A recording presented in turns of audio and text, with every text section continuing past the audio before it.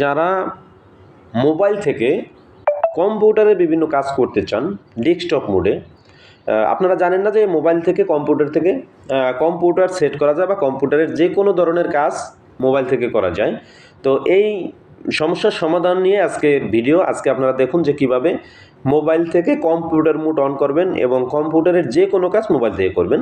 তো এই কাজ করার জন্য আপনারা শুরুতেই গুগল ক্রোমো বা যে ক্রোমো ব্রাউজার যে এটা দেখতে পাচ্ছেন ক্রোমো ব্রাউজার, এইটাকে ওপেন করবেন। আপনার মোবাইলে যদি ক্রোমো ব্রাউজার ওপেন করা না থাকে বা ডাউনলোড করা না থাকে, আপনি গুগল প্লে স্টোরে যাবেন। প্লে স্টোরে গিয়ে সেখানে ক্রোমো লিখে সার্চ দিবেন এবং ক্রোমো ব্রাউজার ডাউনলোড করবেন। আমি একটু দেখাচ্ছি। প্লে স্টোরে যাব, প্লে স্টোরে গিয়ে আমরা লিখব ক্রোমো। ক্রোমো লিখলে আমাদের এই ব্রাউজারটা চলে আসবে, ক্রোমো ব্রাউজার। তো এই ব্রাউজারটা আমরা ডাউনলোড করে নিতে পারবো। যদি আপনার মোবাইল